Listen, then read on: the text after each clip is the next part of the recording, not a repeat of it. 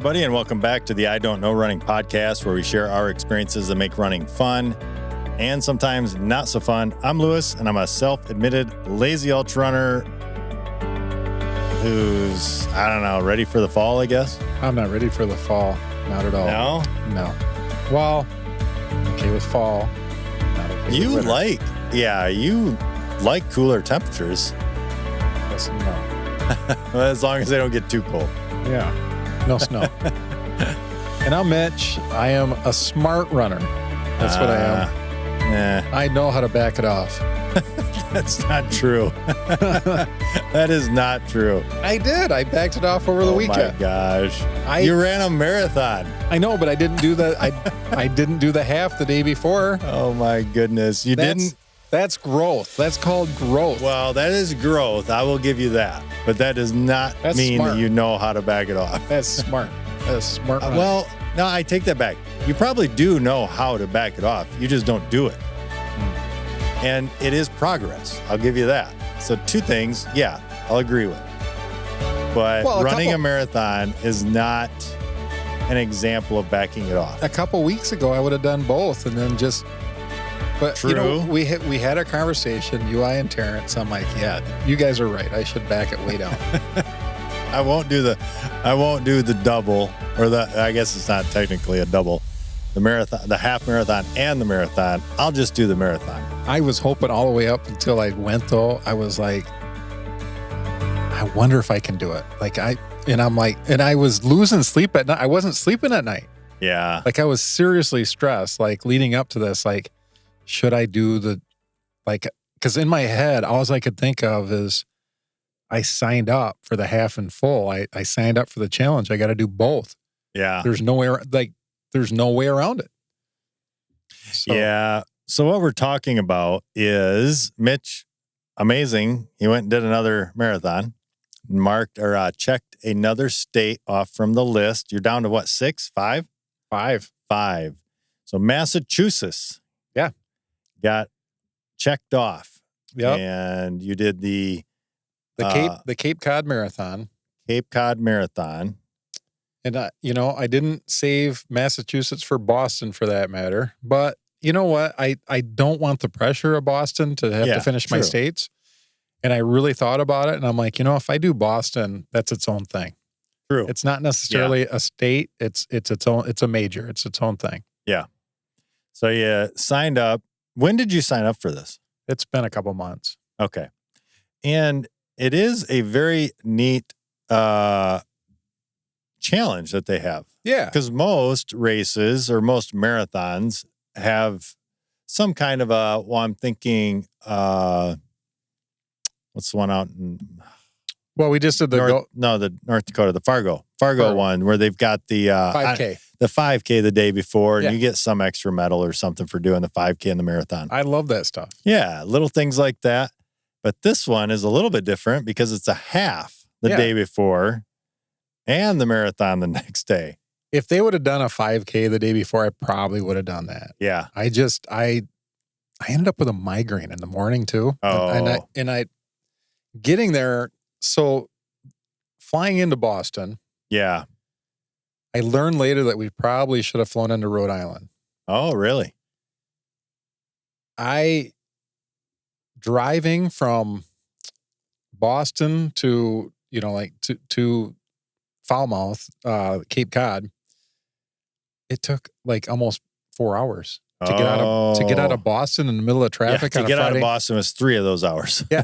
On a Friday night, trying to, Friday afternoon, waiting to get a car, get moving, start driving, and then trying to get to, I was like, oh my gosh. And then I got turned around a couple times. I'm trying to follow GPS. And I don't know if you've ever driven in Boston. Yeah, I have. Oh my gosh. It's no fun. It's confusing and not fun. Yeah, it's a wagon wheel. Yeah. It's not normal. I ended up back in the same spot a couple times. Yeah. So where is this at?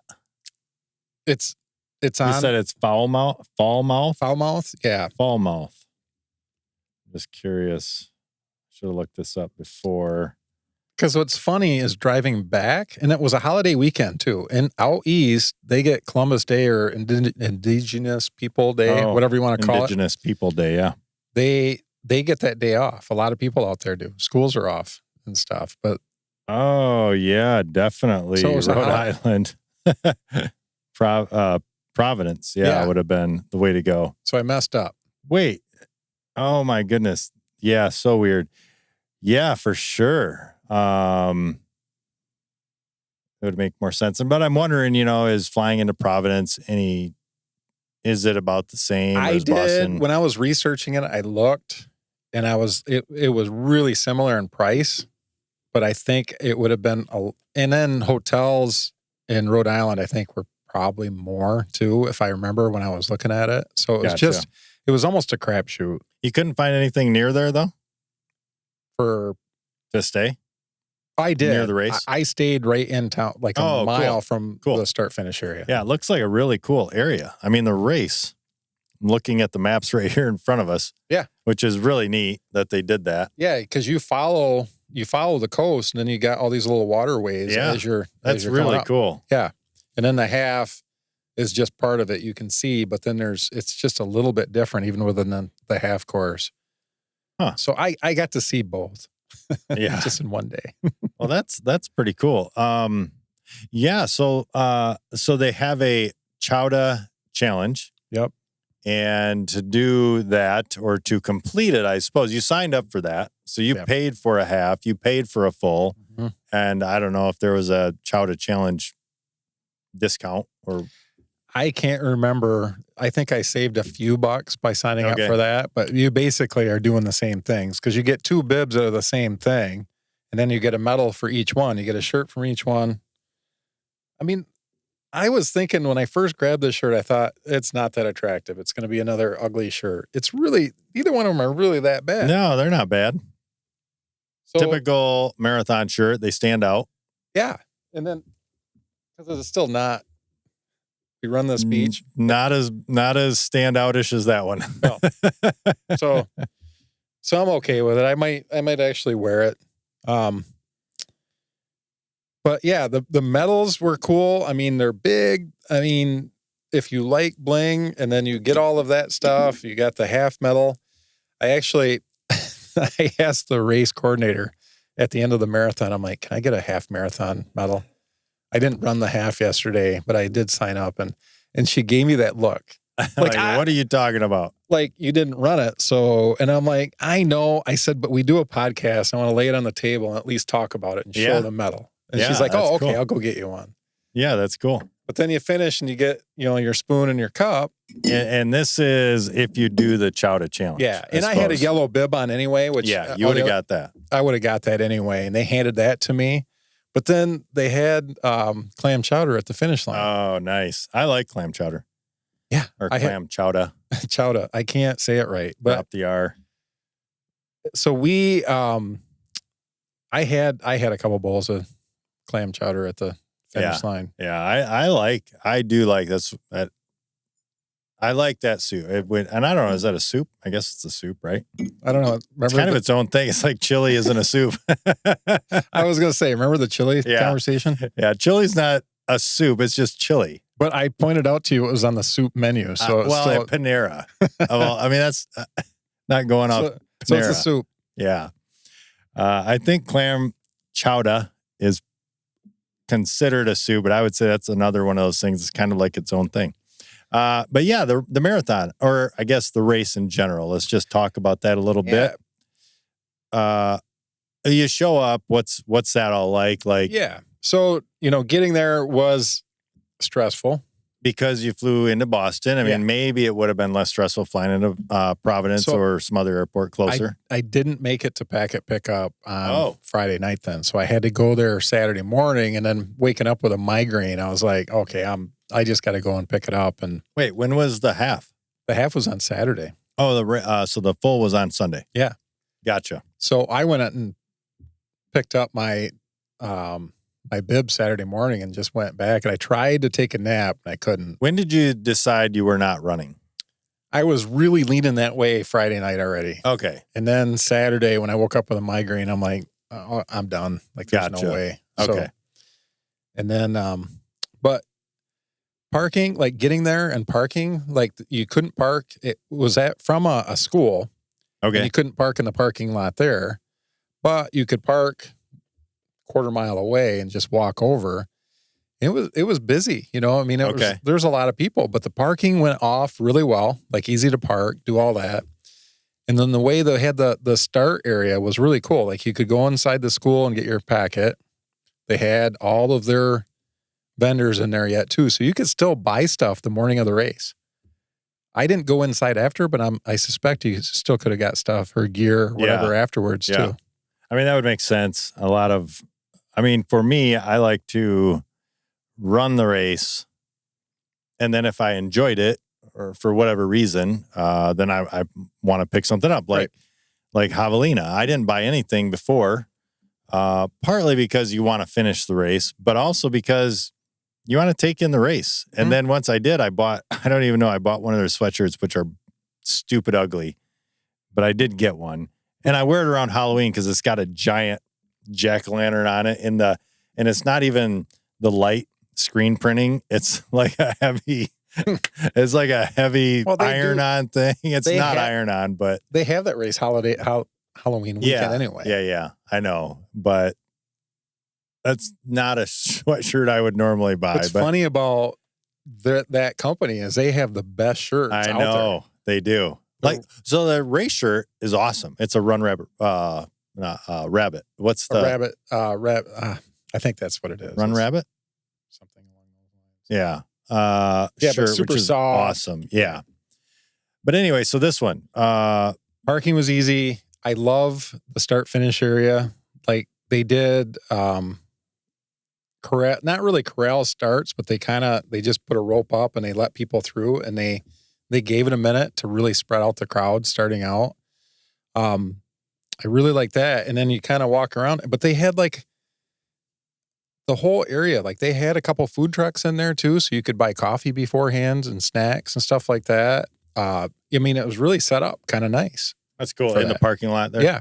That's pretty cool. Because they had all of the school grounds for all of that stuff. Yeah, I was looking up because you said it was pretty busy. I was just curious, like, so how many people ran it? So the half had about 1,500 people, and the full 931 is what it says. So, and then there was a 5K and 10K, or a 5K at least on the full day.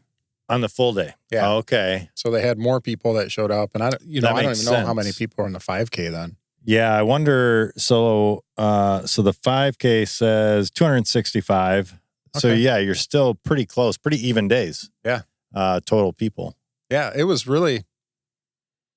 But course wise, I mean, you can see it. You would think it'd be confused. I don't like a lot of turns. Yeah, but that looks like it has a lot of turns. It does. But it was really well marked. Yeah. Another one of my complaints typically. One out and back, it looks like, at the end. Well, there's a couple out and backs. Oh, yeah. Yeah. I was just looking at this one here.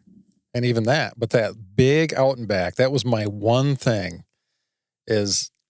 Coming back on that sucked? No, it wasn't that. Is the traffic.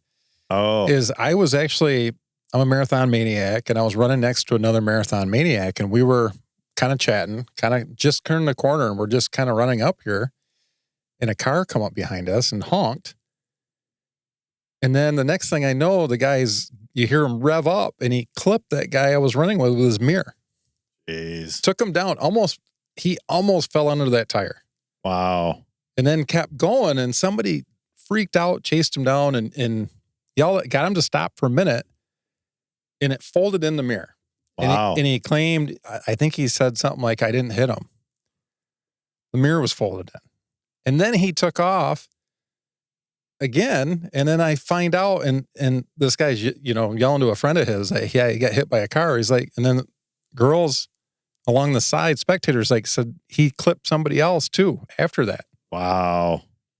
So I don't know what happened with that. I'd be really interested because I think they got his license plate number and they turned him in. They knew who it was. Yeah, that's a bummer. People can't, I don't know, just get beyond themselves a little bit and it's not going to cost you that much time. No. And it was really busy because it was a big out and back, and I was, a little bit further back in the pack. Yeah. So it was, by time I came back, it was starting to thin out quite a bit. But what I noticed, though, as I'm coming back along this section, it's still open to traffic because you're not going to close the road off for 6 hours. Right. And then people, it's less people. And I'm noticing runners still running in the middle of the road with open traffic. I'm like, geez, how hard is it to get off to the side of the get road? over, yeah. And I think they talked about it at the beginning, if I remember correctly, or at least on the website, about getting off to the side. But it's like, yeah, people, I don't know. Yeah, it is funny. I get frustrated with that, even with training runs, when I see people running on the road and there is not just a nice bike path there, but a bike path intentionally put in there so that you can be safe and run off the road. But I think people get it in their head they want to be a quote unquote road runner, so they have to run on the road when it's not safe. And I guess that's the part that gets me a little bit frustrated, and maybe that's why I have a kind of a passion about it, is because you do not have to put yourself in danger, right? Others in danger. If something were to happen, obviously we have a friend who was killed running, not due to his own. It was just a straight up accident, but it was a road accident. And here we have communities, towns, cities putting in paths that we can run on to stay off the road and keep everybody in perfect harmony, and people still choose to not. The sidewalks were not, you didn't want to run on that side. It was a lot of Yeah, and this is different. I mean, it was a race. It's a race. That is a different, but just don't run in the middle of the road. Right. Just get off to the side. Sure. I get it. Like in this section, we were taking up the whole road. I mean, it was full on traffic. Too many people going both ways. Yeah. Back over here on the way back, it was pretty thin, and people could. I mean, it seems like, I don't know. Obviously, there's a ton to race logistics, but it would be nice if maybe you could figure out a way to not have that big outback, maybe even this other one. But anyway, we're getting a little bit sidetracked here. So showing up, picking up all your race pickup, that all smooth, a lot of people, but it flowed pretty well. You got in and out. You didn't have to stand in line for 4 hours to get your bib. No. That's nice. No, it was easy. Good. Well, the way they do the pickup too, they have the half and Chowdah challenge pickup on Friday night only. You cannot get your full bib until Saturday, and you can only get it after the race starts. So they keep those people separate. Really? Mm-hmm. Wow. So it makes it so it slows down the traffic a little bit. I think they figured it out on that part. Wow, that's pretty cool. And I did want to add, they had traffic coordinators out there. I think they did a fantastic job. I know that they were trying to stop cars over here because it was so busy. Aid stations were well stocked, close enough together that you didn't have to carry. Every couple miles? Every couple miles, yeah. Nice. Yeah, I think every couple miles in a road race is plenty. They didn't have Gatorade at every one, but I don't know that every race has that. Right, but. Yeah. Cool. And what about the course itself? I mean, we've kind of talked about it a little bit, but what about the scenery? Is it does it keep your interest? Are there some kind of cool things you run by? Yeah, or a typical town course. Yeah, you're running by lighthouses. You're running by, cool. I mean, there is one decent hill, and I'm trying to remember that was early on and then on the end. But it looks like I mean, can you see the water the whole time you're on that coast right there? Quite a bit of it. Yeah. You're looking at water a lot. Okay. But then at some point, if you're not having a good day, you kind of put your head down and you don't pay attention as well. You don't remember the last 2-3 hours? Well, yeah. I mean, I was struggling. That's for sure. Yeah. Well, that's what happens when you're injured and trying to run. Yeah. A marathon of all things. Only a marathon. Only a marathon. Yeah. You didn't run the half the day before. Well, cool. And then finish line. I mean, you said you had some clam chowder, but what about, the in general feel, the atmosphere? You said there's food trucks and stuff like that. Yeah. And they had a tent, they had a covered tent, they had tables. If there was bad weather, you had a place to go. Nice. I mean, you could go inside the school still if you needed to. You could, I mean, it was all, I cannot think of anything. I mean, it's amazing. This is a decent, a decent amount of participants in this race. Obviously, it's not Boston, but that's you think that. But if you're looking for Massachusetts, this is a really nice race. Yeah.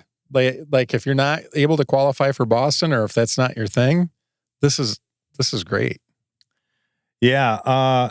So yeah, if you're interested in more information on this race, you can go to CapeCodMarathon.com. I wonder what's up with the South Coast Wind. I don't know if that's a company that does more races or what, but it's called the South Coast Wind Cape Cod Marathon. And they have, as mentioned, a 5K. Do they have a 10K or just 5K? 5K, half, full relay, if you're looking for a relay. And then they have the Chowdah Challenge, which is a half marathon on Saturday, marathon on Sunday. And then they also have, if you want to take the whole family, they have the Cape Cod Kids Fun Run. I don't know when that is. I'm guessing on Saturday, I would guess. Don't know. Keep it off from Sunday. Because you could actually do the half and then do the 5K on Sunday too, for that matter. If time allows. Oh, on Sunday? Yeah. Why not? When is the 5K? 5K Sunday, I think. Right? I know, but how would you do the full? No, the half. And you could do the half the day before. 5K, gotcha. Yeah, cool. Anything else that stood out? Obviously, the whoever you talked to / maybe the RD or whatever was nice enough to be able to communicate with and gave you a medal. Yeah. Even though she gave me a funny look, I understand the funny look because I didn't actually run it. I don't deserve that medal, but I wanted to be able to lay it on the table. I'll give you some tape and you can put like a X over it that you didn't actually finish it or run it. Well, a big L, like I'm a loser. Yeah. Pretty cool medals though. Like what fish is this? Like there's gotta be something to tuna? No, not tuna. Like I wonder what the clam chowder, obviously a clam, but I wonder what the fish is.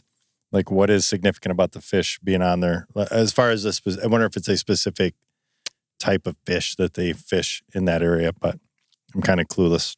Me too. This is what happens when you don't look up the general info about the race beforehand. I bet you it says something about why they have that and what they help with. But yeah, anything else that stood out? Don't think so. I know you'd go back and do it again. I would. I would. If somebody wanted to go and pay for travel. Yeah, find a way to travel. I mean, you could drive out there. Yeah. We drove Boston a couple of times. Get a couple of people. It's not a terrible drive. True. That would save you quite a bit of money on flights and not renting a car. And the flight part wasn't that bad. It really comes down to hotels. That gets kind of pricey, it seems like. Yeah. Well, you don't find those cheap in Boston either. No. So I don't know what it was here in Falmouth, but I'll bet you it's pricier at the Boston Marathon. Yeah, well, that weekend especially, yeah. I imagine. Yeah. Well, cool. That is the Cape Cod Marathon, the South Coast Wind Cape Cod Marathon. And go check them out at CapeCodMarathon.com. And sign up for next year. And sign up for next year. Sign up for the Chowdah Challenge. $195 early registration right now. I think it's $195. I probably should just double check that. The Clam Chowdah Challenge is that's regular. Early bird is $175. It's only $175. You get a half marathon and a marathon. It's not bad. A lot of marathons cost that by themselves. Good deal. Cool. Well, thank you for that review, and thank you for sharing that information about that race. And like I said, go to CapeCodMarathon.com to check out some more information about that. But with that, that's going to wrap up this week's episode of the I Don't Know Running podcast. Be sure to tune in next time as we share more about what we just don't know. Until then, happy running.